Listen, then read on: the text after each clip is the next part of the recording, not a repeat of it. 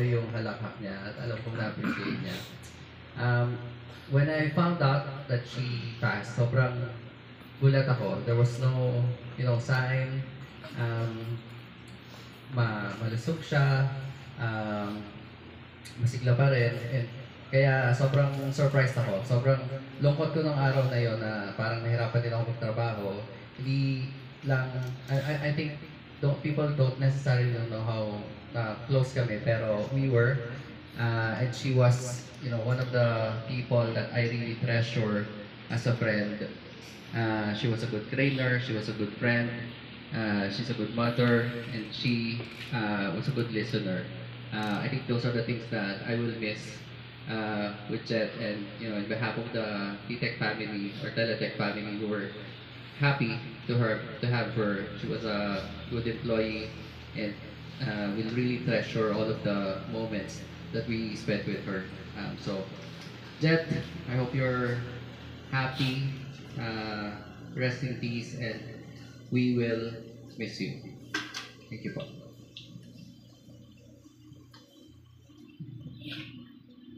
I would like also to call on one of her colleagues as well, co-trainer, Miss Divine. Bawal ang iyakan.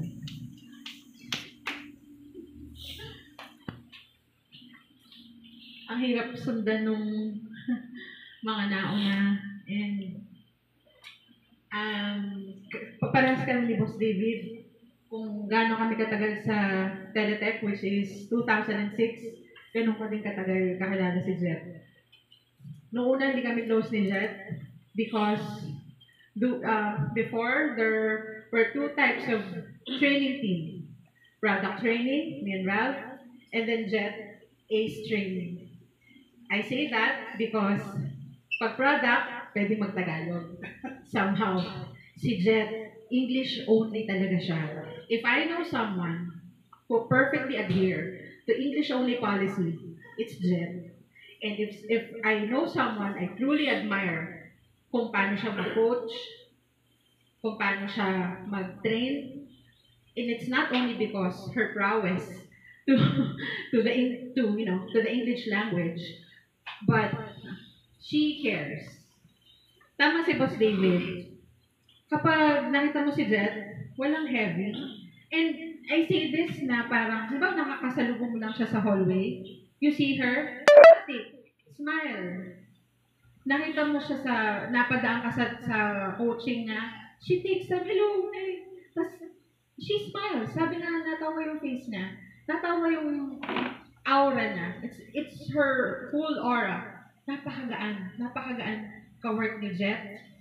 I never had a difficult moment with her, remembering 20 plus years na pala yun.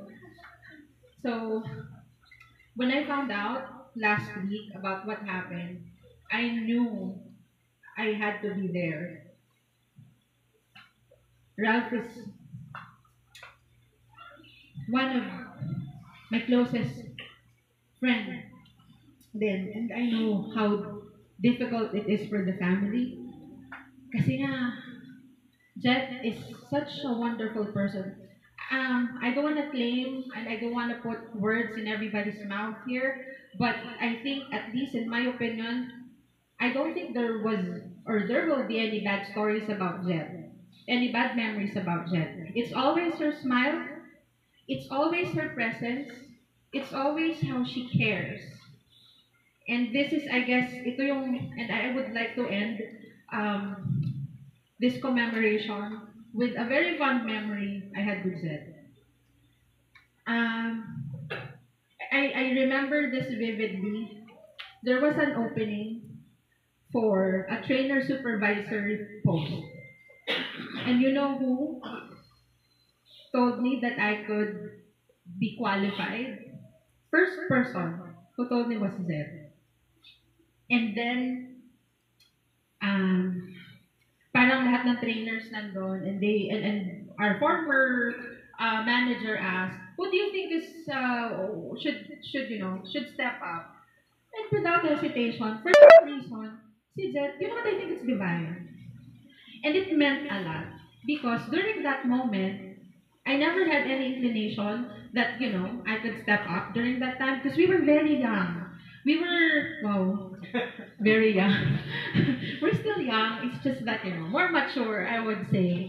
And that was the first moment in my life, in my corporate life, that I realized, wow, somebody believed in me that I could do it because personally, I didn't think I was ready. Di pa ako natanggap, actually. Pero, but, for someone na out of, hindi nga, wala kaming usapan na parang, sabihin mo, wow, sa ate na iyan. No, out of nowhere, sabi niya dyan, I think, di ba you should try?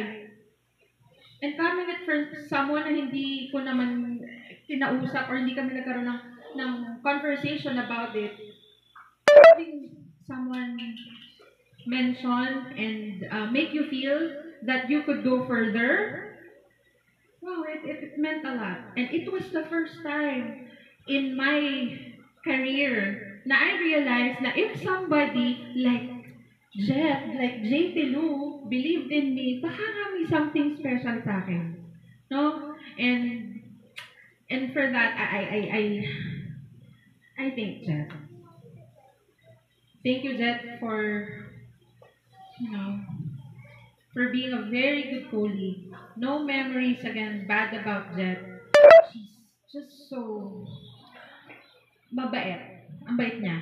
And I hope na itong mga memories that we share ay somehow, I know it's not gonna be the same, but somehow alleviate the sadness that we all feel right now, knowing that we are sending her off with nothing but good memories. Yun lang po. Thank you po. Thank you.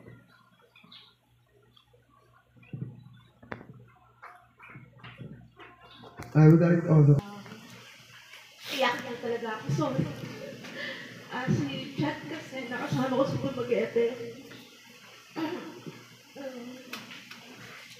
Nag-rank kami ng account. Biglaan yun. Talagang kung sino na lang mabit-bit. Ganun na lang talaga, di ba? So ako yung inassign na OM doon. Si Chat lang ang alam ko. Pwede kong bigyan na may kakayanan na mag-work independently. Tsaka yung galing niya, talagang hindi matatawaran. Kaya niyang tulungan talaga ako doon. Na nagkataon parang first week ko yun, ako naman yung nagkasakit. Magkatabi kami ng room sa hotel noon. Magsak din ako sa kama ng medicine natin. Si Jack ang nagbukas ng room ko. Tanda ko pa yung suit niya noon. Naka-lingerie talaga siya. Wala akong pakialam. Sa liit niyang yun, nakaya na akong bitbitin. Pababa ng hotel, magtawag ng tao, sakay sa tricycle. Kami lang dalawa noon. Hindi ko napanda ko, meron pa bang kasama sa tricycle. Pero si Jack yung katabi ko. Siya yung pinipilit niyang pisilin yung kamay ko. Sabi na, hold on, malapit na tayo. Never ako yung luha ni Jack noon. Sila yung nag-aatid ng gamot. Kaya nung nalaman ko, nagulat ako. Hindi ako mauuna ako. Sa lahat ng mga anak ko, nandito, kahit sa boss David ko, mas maganda pa ako sa mga yan eh. Kala ko talaga ako mauuna. So I never imagined si Jack ang nandyan ngayon. Walang bisyo, walang maalam, walang sigarilyo. Ang bisyo lang niya talaga siguro mag-English eh. Talagang i-open niya